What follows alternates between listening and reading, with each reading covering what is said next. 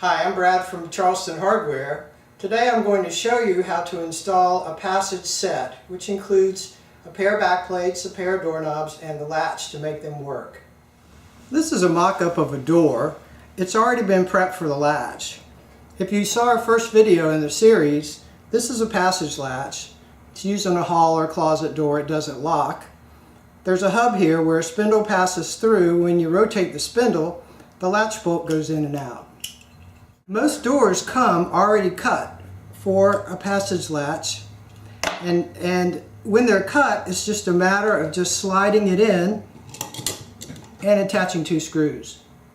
If it's not pre-cut, a 1-inch drill bit drills the center hole, and then a hand chisel does a rectangular space around it.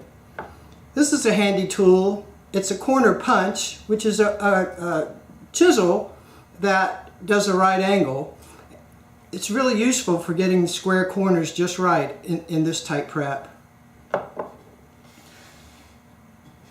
This is the spindle hole boring. On the face of the door there's a hole where the spindle will pass through. Most pre-bored doors that you buy off the shelf have a large hole here that's 2 1/8 inches.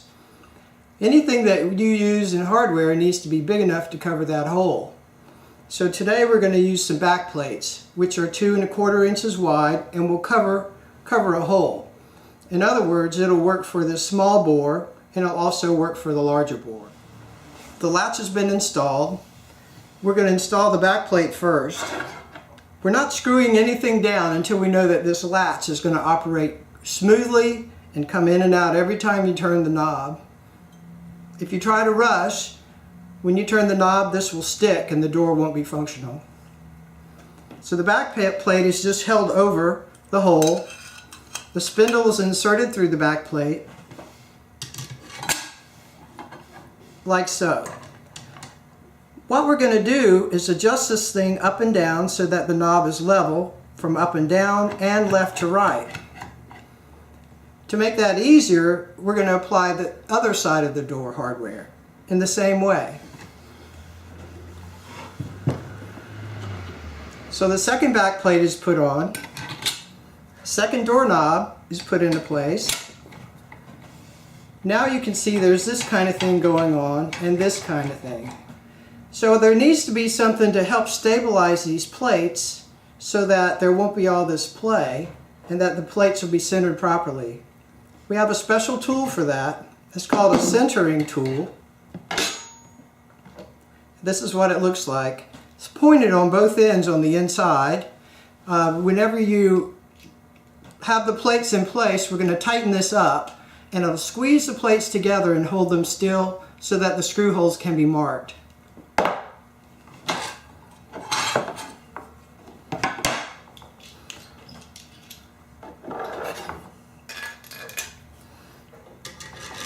So just like you put the spindle through the hole, we're going to use a centering tool through the hole going through both plates. And then we're going to tighten it on both sides so that it's nice and snug.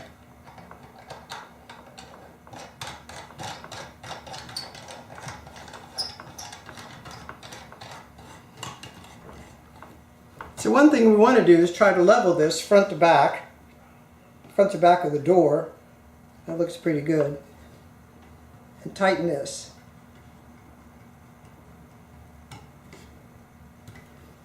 Also, you want to level the plates up and down. So you can use a level, or if you have a good steady eye, you can eyeball it.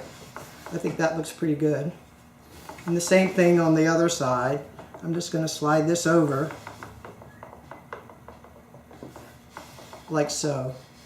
So the back plates have been secured, they're in position, they're leveled out the way I want them. They look good this way, they look good front to back.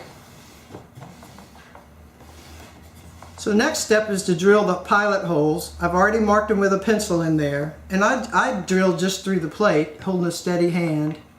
And there you go. Drill the top one, drill the bottom one, and secure the plate. When this side's secure, we're going to do the same thing on this side. We have the plates secured with screws now on both sides. Center tool is still level. The plates look good the front side and the back side. Next, we're going to remove this centering tool and put the doorknobs in. We're going to attach the doorknobs now. Spindle again passes through the hole like we did before. Second knob is going to slide on also. This is a smooth spindle. Some knobs actually screw onto the spindle, some knobs slide onto the spindle. This is an antique version. Reproduction knobs are made like this sometimes. Some modern companies still use this process, but mostly antique doorknobs you'll find smooth spindle with several holes. You choose the closest hole that will line up, and in this case you can see that the hole doesn't quite line up. With the little washers that we mentioned briefly in the beginning, we're going to actually shim this knob out a little bit until that hole lines up, and then we'll put the screw in.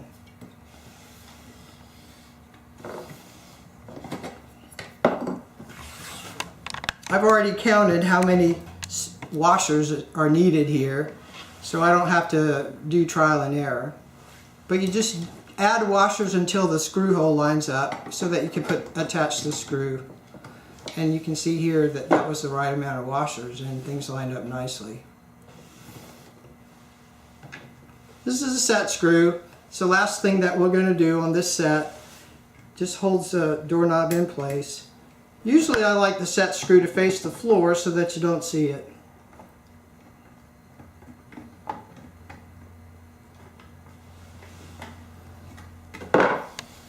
If all goes well, if I did a good job, these doorknobs will turn without sticking and the latch bolt will go in and out. Perfect every time. The last thing we're going to do is install the latch plate. This is the strike plate that goes on the door frame. It's prepared just like the top one with a 1-inch drill bit. I like the corner chisel to do the corners. So it should fit snugly into place and then attach with 2 screws. Thanks for watching. I hope this has been helpful. Be sure to visit our website for some of the products and some of the tools that we talked about today, charlestonhardware.com.